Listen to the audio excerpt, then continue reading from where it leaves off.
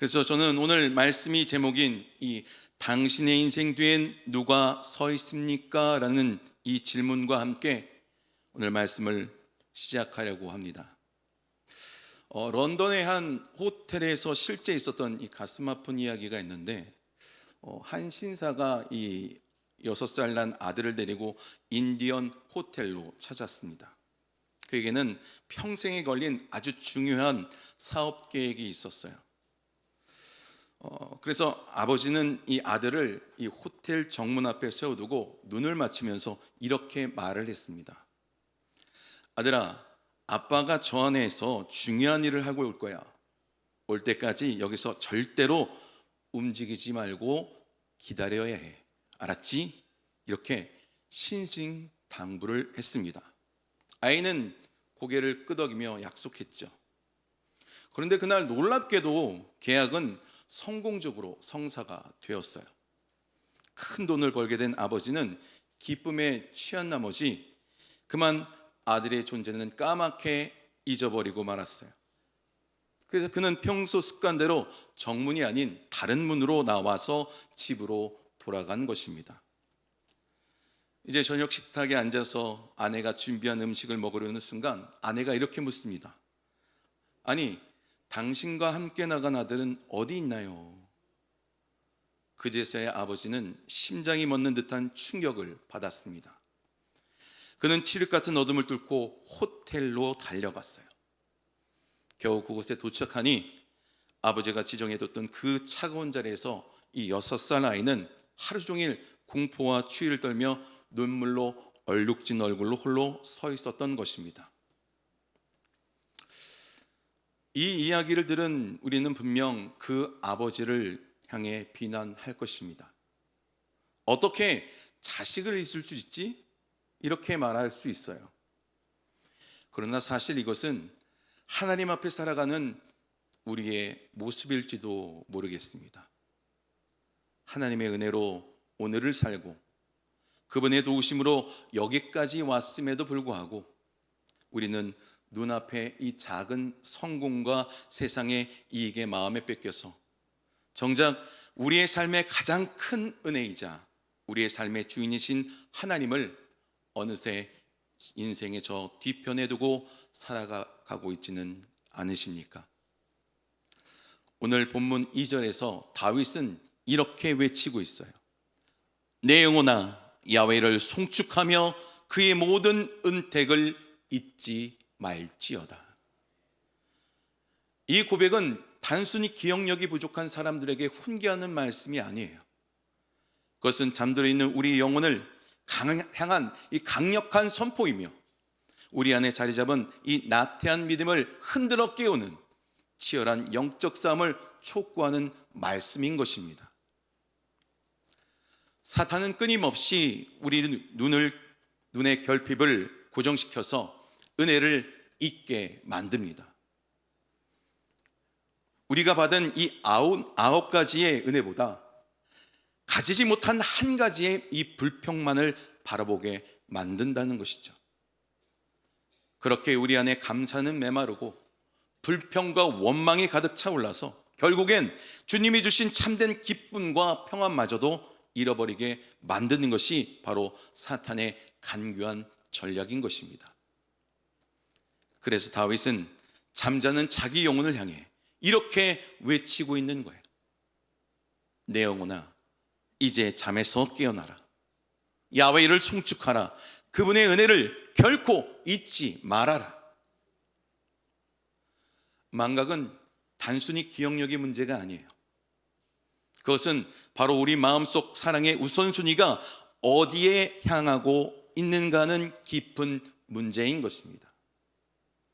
진정으로 사랑한다면 우리는 그것을 그 어떤 것도 결코 잊을 수 없기 때문인 것입니다. 저는 오늘 이 시간 성령께서 우리 마음의 문을 열어 밝혀주셔서 그동안 미처 보지 못했던 하나님의 세밀한 손길을 다시금 발견하는 놀라운 기적이 저와 여러분 삶 가운데 충만히 일어나기를 주님의 이름으로 축원합니다. 그렇다면 우리가 이 그 세밀한 손길 안에서 가장 먼저 기억되고 되새겨야 할 하나님의 은혜는 과연 무엇일까요?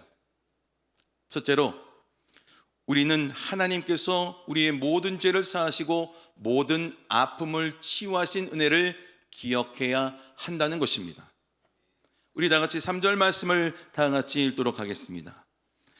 그가 내 모든 죄악을 사하시며 내 모든 병을 고치시며. 다윗은 먼저 우리에게 무엇보다도 이 은혜를 기억하라고 강력히 권면하고 있어요. 사랑하는 성도 여러분, 이 말씀을 통해 우리는 이 죄사함의 은혜를 깊이 깨달아야 합니다. 특히 이 모든이라는 단어에 우리는 시선을 집중해야 해요. 주님은 우리의 일부분이 아니라 우리의 모든 죄악을 용서하셨습니다. 과거의 부끄러운 죄, 지금 숨기고 싶은 깊은 마음의 죄, 앞으로 범할 수 있는 연약함까지도 십자가의 보혈로 덮으셨다는 거예요.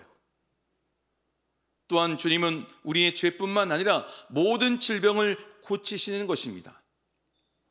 이는 단순히 이 육신의 질병만을 의미하는 것이 아니에요. 우리의 영혼을 갉아먹는 깊은 상처들, 사람들에게 받은 배신의 아픔들, 무너진 자존감과 자신감, 그리고 깊은 우울과 깨어진 관계들까지도 성령의 능력으로 온전히 회복시키는 은혜임을 믿으시길 바랍니다. 성탄의 진정한 의미는 바로 여기에 있는 거예요. 도저히 용서받을 수 없는 저와 여러분들을 위해 하나님께서 친히 인간의 몸을 믿고 가장 낮고 낮은 천한 말구에 오셨다는 사실인 것입니다. 우리는 주님을 잊고 이 세상의 즐거움에 쫓아서 뒷문으로 달아났지만 주님께서는 십자가라는 사랑의 정문 앞에서 피 흘리시며 우리를 한없이 기다리고 계셨던 것입니다. 누가복음 17장에 나오는 이 10명의 나병 환자 이야기를 기억하십니까? 그들은 모두 똑같이 고침을 받았지만 오직 단 한 사람, 사마리아인 이 단 한 명만이 돌아와서 주님께 감사하며 무릎을 꿇었습니다. 주님은 안타까운 마음으로 물으셨죠. 그 9은 어디 있느냐고. 성도 여러분, 은혜를 받는 것 참으로 중요합니다. 하지만 그 은혜를 기억하며 주님 앞에 머무는 것은 더없이 소중한 것입니다. 10명 중 9은 단순히 치료라는 현상에만 집중해서 각자의 길로 갔지만 단 한 명이었던 사마리아인은 치료해 주신 치료자라는 본질을 깨닫고 주님께로 나아갔다는 것입니다. 사랑하는 성도 여러분, 지금 저와 여러분의 마음은 과연 어디에 머물러 계십니까? 이번 성탄절을 앞두고 우리를 죄와 사망의 질병에서 건져내신 그 크신 구원의 은혜를 다시금 깊이 기억하시고 굳건히 붙드는 시간 되기를 주님의 이름으로 축원합니다. 두 번째로, 이 죄와 질병에서 우리를 구원하신 하나님께서는 생명을 파멸해서 건져내시고 인자와 긍휼의 간을 씌워주신 은혜를 주셨습니다. 우리 본문인 4절의 말씀을 다 함께 마음속 깊이 새기며 다 같이 한번 읽도록 하겠습니다. 내 생명을 파멸해서 속량하시고 인자와 긍휼로 관을 씌우시며. 여기서 속량이라는 이 단어는 그 당시 노예시장에 사용됐던 특별한 의미를 담고 있는 거예요. 바로 이 몸값을 대신 치르고 노예를 자유롭게 풀어준다는 뜻입니다. 한번 상상해 보시기 바랍니다.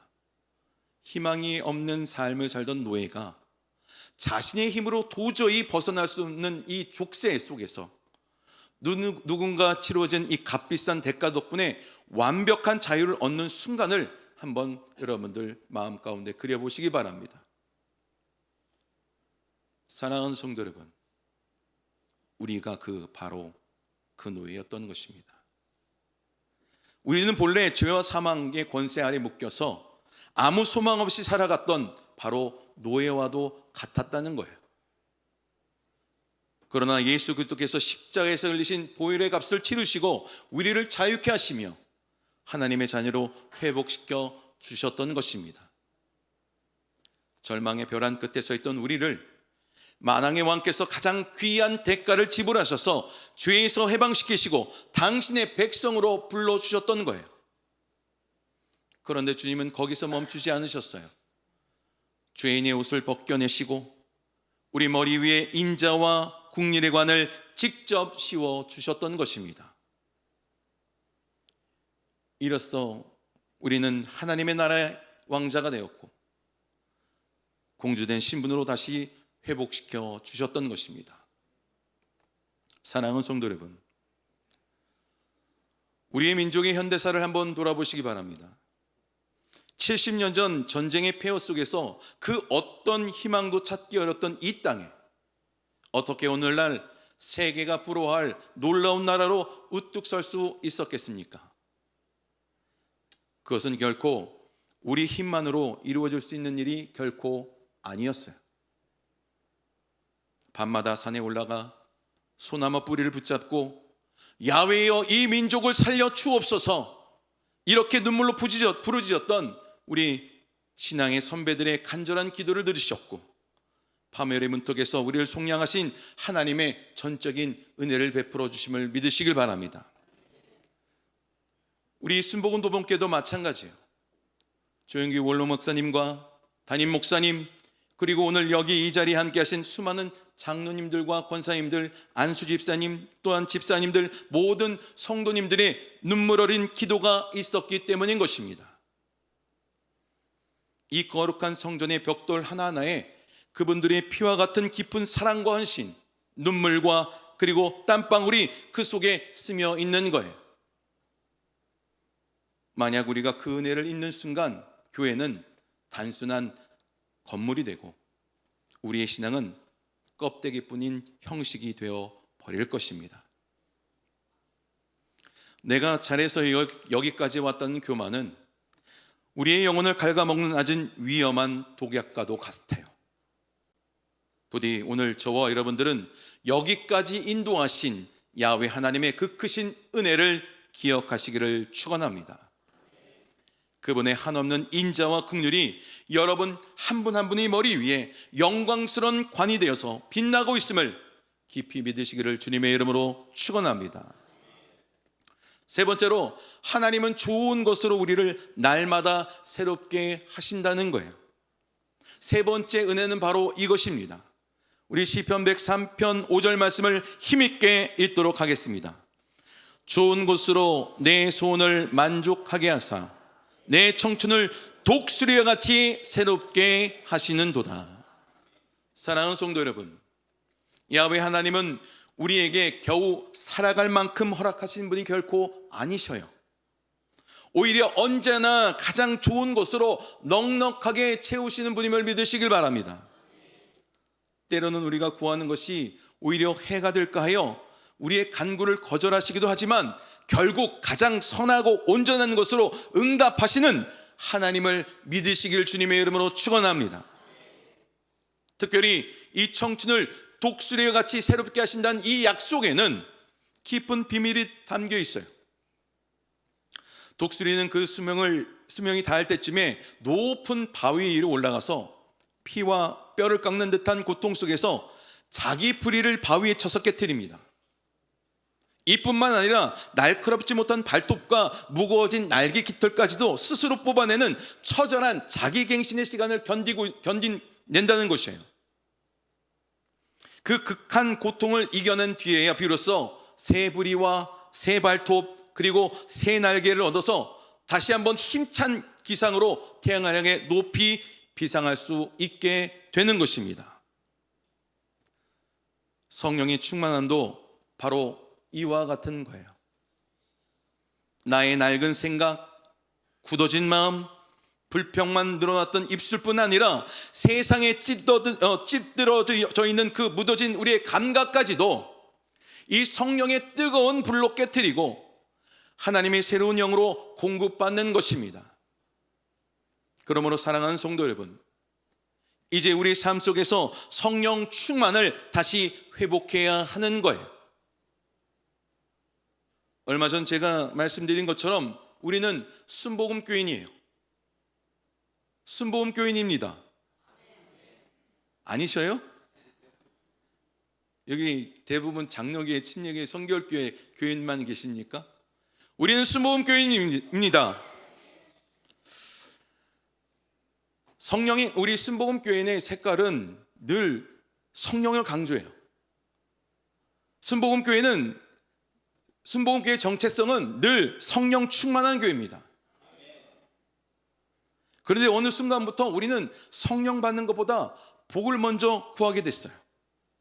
성령 받는 것보다 병 고침을 먼저 바랬습니다. 성령 받는 것보다 문제 해결을 먼저 찾게 됐어요.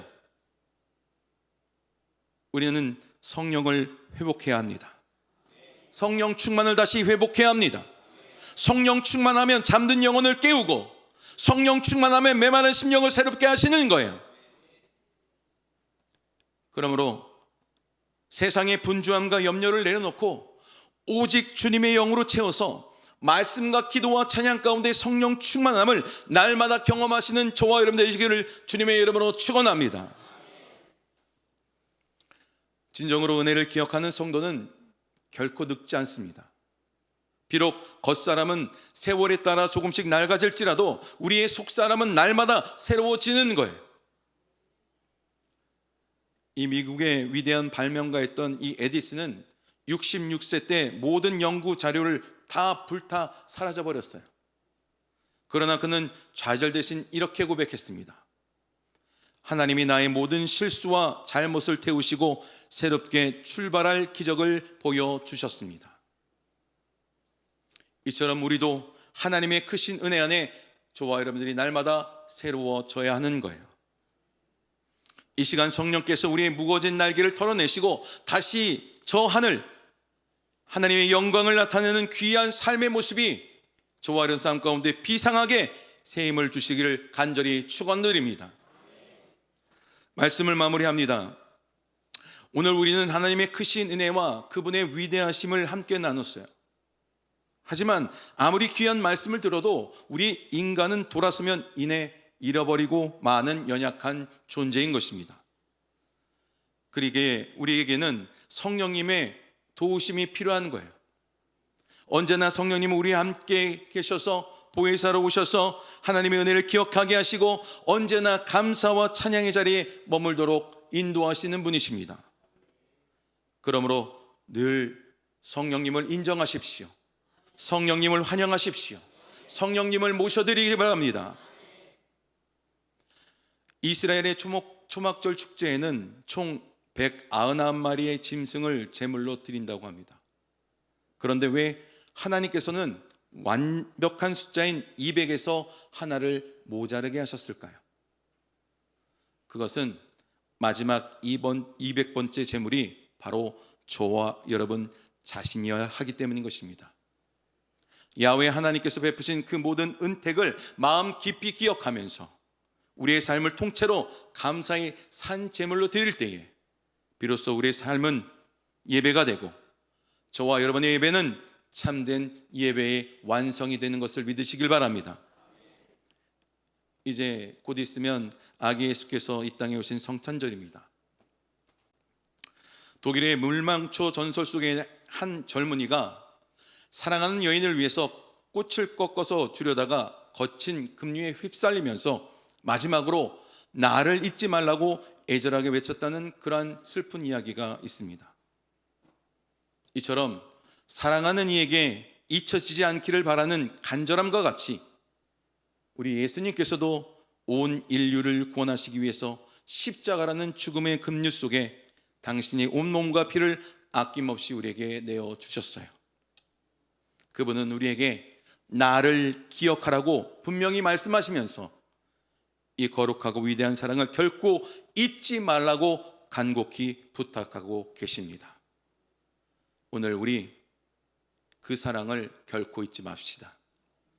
오늘 이 시간 성령의 강력한 임재를 구하며 뜨겁게 기도하기를 원합니다. 야훼여, 제가 잊고 있던 그 수많은 은혜를 다시 기억하게 하여 주옵소서. 사단이 심어놓는 불평의 가시를 뽑아주시고 내 영혼에 야훼를 향한 기쁨으로 춤추게 하여 주옵소서. 무엇보다도 제가 바로 그 200번째 제물이 되겠습니다. 이렇게 결단하시고 기도하시고 또 2025년도를 준비하는 2026년도를 준비하는 저와 여러분 되기를 주님의 이름으로 축원합니다.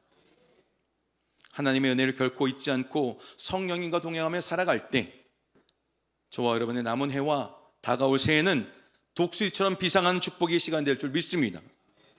이 은혜가 여러분 모두에게 충만하시기를 주님의 이름으로 축원합니다.